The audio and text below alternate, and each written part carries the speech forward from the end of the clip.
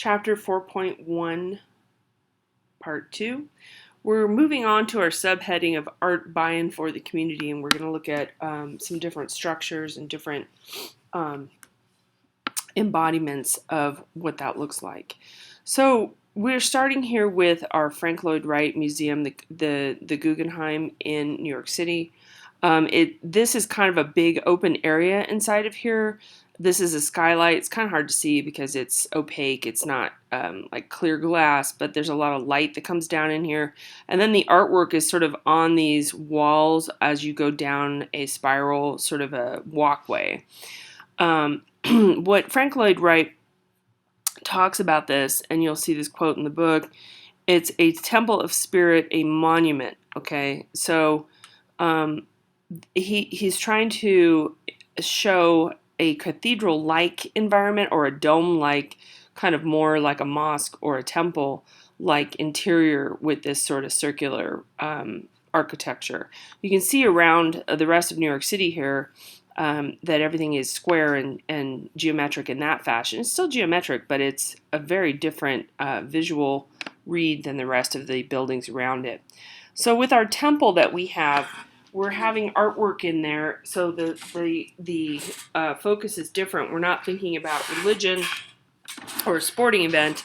We're thinking about housing works of art, which are the height of a culture, and you're able to go at your leisure. You're not at an event as you might be for a service in a church or a sporting event. But in outreach to communities, and this is also true of the LA County Museum of Art, the Hammer Museum in West LA, and the Getty, they do offer events and different things, family days and things like that, and movies and artist talks, that kind of stuff. And the Guggenheim as well does this, but I want to contextualize it in your area.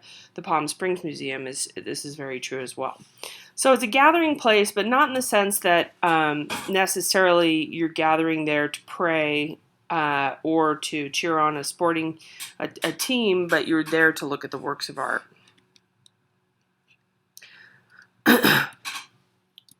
And they are more and more destinations, I would say, museums are.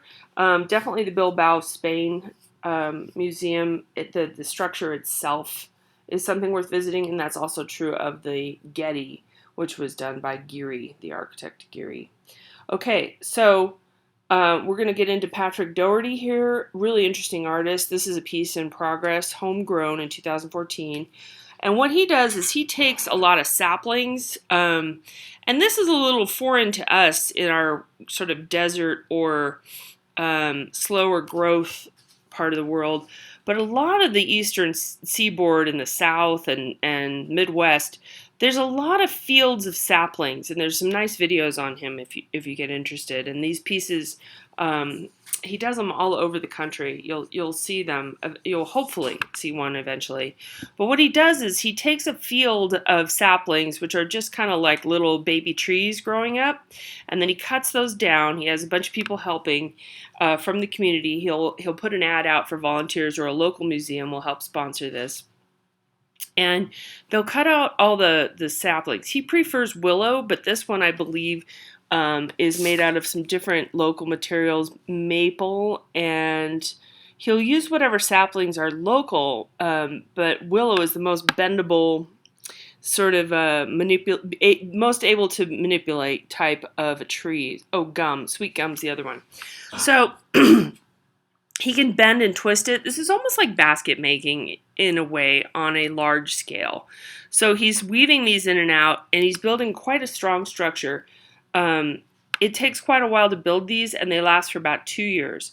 So as opposed to everything else we've looked at so far, this is a temporary structure. It's not meant to be there forever, but it is something that engages the community in terms of recruiting volunteers locally and having them help build the structure. He used to build them on his own, I think, in the very beginning, but they're quite labor intensive, and even with a crew like this, it does take quite a long time to build these. Then over time, it will sort of degrade and fall apart. There was one in West LA that I remember on the side of a building, and it was there for 10 years. So saying 2 years, I think that's at the base, the shortest amount of time, that it would last. But these are quite beautiful, quite intricate, and then as once it's finished, you can really walk through it. I don't think you can climb to like the second story, which often there are second stories, but you can walk through it. It's sort of like being in a little upside down nest. So they're called stickworks, and